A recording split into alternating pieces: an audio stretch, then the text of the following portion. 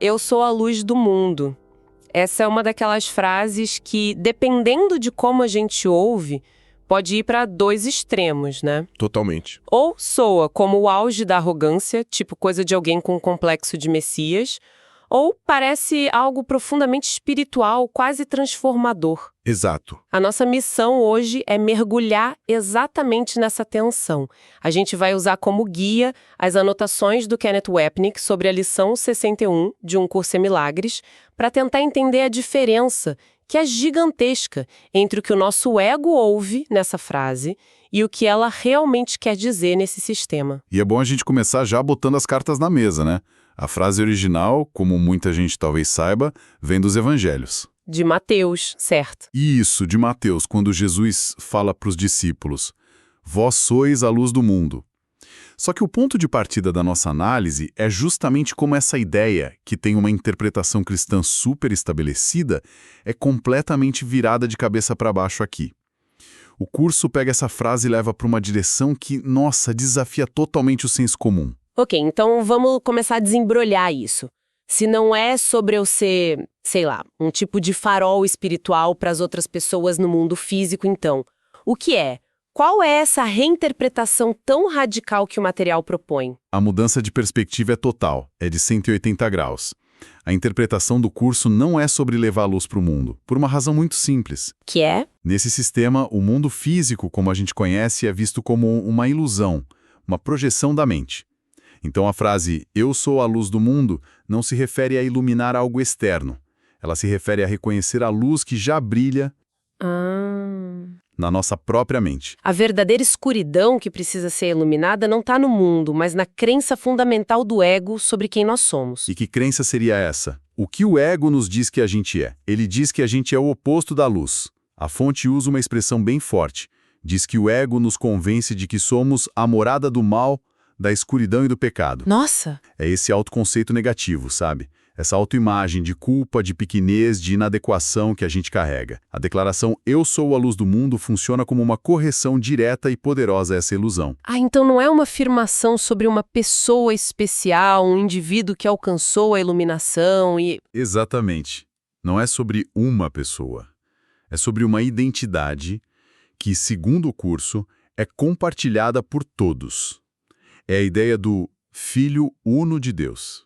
Peraí, só pra gente alinhar os conceitos, porque essa é uma expressão que pode confundir.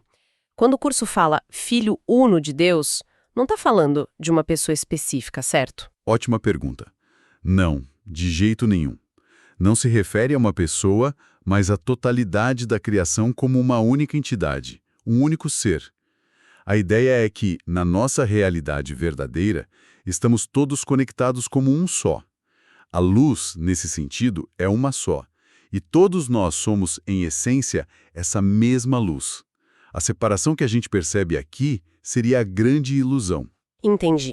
Então, voltando à minha primeira ideia, é menos sobre ser um farol guiando navios num mar escuro e mais sobre perceber que o próprio oceano é feito de luz e nós somos uma parte inseparável dele. É uma analogia perfeita. A escuridão seria a ilusão de que somos uma gota de água suja, isolada e flutuando por conta própria. Exatamente. A escuridão é a crença na fragmentação, na separação. A luz é a verdade da unidade.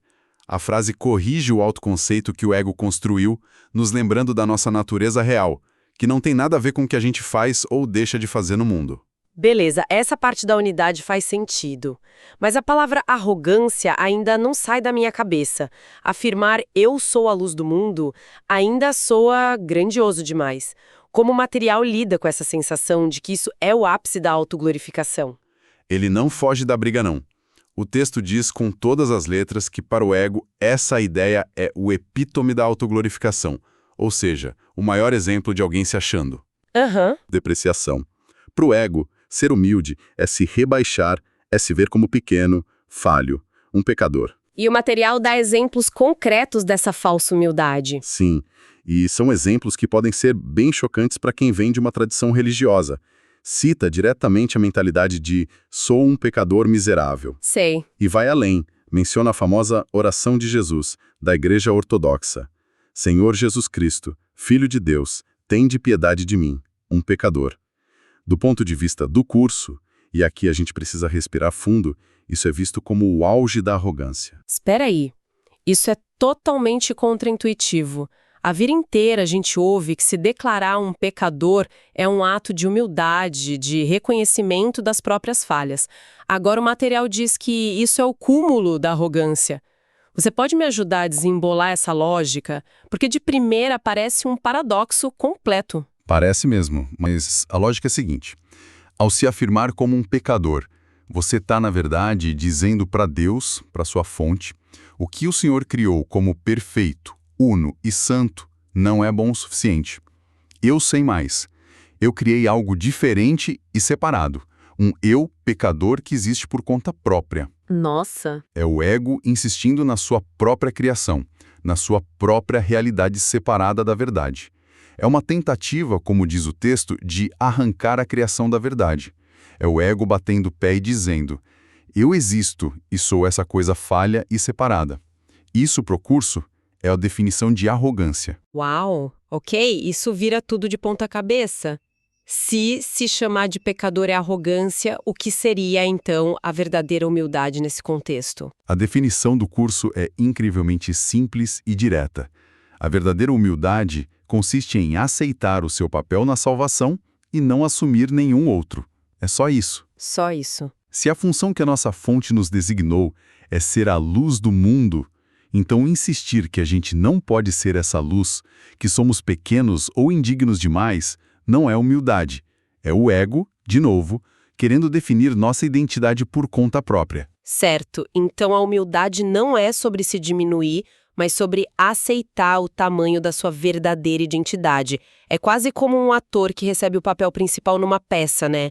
A humildade não é dizer, eu sou uma péssima atriz, não mereço esse papel, mas sim se dedicar 100% a interpretar aquele papel da melhor forma possível. A função foi dada, o negócio é aceitar. Exatamente essa ideia. Humildade é simplesmente dizer sim para a verdade sobre quem somos, sem discutir. A arrogância é sempre do ego, que quer um papel diferente, um que ele mesmo escreveu. Ok, aceitei o papel, eu sou a luz. Mas agora surgiu outro perigo na minha mente. Como eu evito virar aquela pessoa espiritualizada insuportável, sabe? Que se acha superior e que tem uma luz que os outros, os não iluminados, não têm. Isso parece um caminho muito curto para uma arrogância espiritual de outro tipo. Esse é o próximo nível da armadilha do ego. E o material tem um nome para isso. Curar para separar. É a manifestação perfeita da crença na exclusividade espiritual. A ideia de que eu tenho algo que você não tem. Aham. No contexto da cura, isso acontece quando o curador se vê como portador da luz, alguém que a possui e a concede a um doente que está separado dele e precisa daquilo. O ego adora esse jogo de poder. E por que essa dinâmica é um problema? No fim das contas, se a pessoa melhora, o que importa como aconteceu? O problema é que essa dinâmica reforça a causa raiz da doença. O material é muito taxativo nisso. Tem uma citação que diz: a verdadeira cura não pode vir da desigualdade assumida. Desigualdade? A doença, seja ela qual for, tem sua origem na crença da mente na separação. Quando um curador age a partir de um lugar de superioridade, de eu tenho e você não tem, ele está validando e fortalecendo a ideia de separação na mente de ambos. É como tentar apagar um incêndio jogando gasolina. Então a cura não é uma transferência de energia ou de luz de uma pessoa para outra? De forma alguma, nesse sistema. A luz que cura e a escuridão que adoece existem como escolhas dentro da mente de cada um. A cura real acontece quando, na minha própria mente, eu desfaço a minha crença na separação. Ao ver a outra pessoa não como alguém separado e doente, mas como parte da mesma luz que eu sou, eu escolho a unidade em vez da separação. Entendi. É essa mudança interna na minha mente que abre espaço para a cura, porque a luz é uma só. Acreditar que a minha luz é diferente ou melhor que a do outro é o ego em ação, disfarçado de ajuda. Isso é radical. Então, se não devemos sair por aí tentando curar os outros de uma posição de superioridade, qual é a nossa função na prática? O que a gente faz? Fico só cuidando do meu jardim? O que é fascinante é que a resposta do curso vira a nossa atenção totalmente para dentro. A nossa função aqui não é consertar o mundo lá fora ou fazer algo com outra pessoa. Certo. A nossa função na Terra é curar ou perdoar, mas um jeito muito específico. Significa aceitar a expiação para nós mesmos. Ok, expiação é outra palavra-chave aqui. O que isso significa em bom português nesse contexto? Não é sobre pagar por pecados, como na ideia tradicional, né? Não, a reinterpretação é total. Expiação aqui é simplesmente a correção da ideia de que estamos separados de Deus. Aceitar a expiação para si mesmo significa aceitar o perdão pela culpa que a gente carrega na nossa própria mente. É olhar para todas as nossas ideias de pecado e separação e aceitar que elas são um engano, que nossa verdadeira identidade de luz nunca foi manchada por elas. Mas e os outros? Isso não soa um pouco egoísta? A minha única função é cuidar da minha própria mente? Sou egoísta pro ego. Claro, mas a lógica do curso é consistente.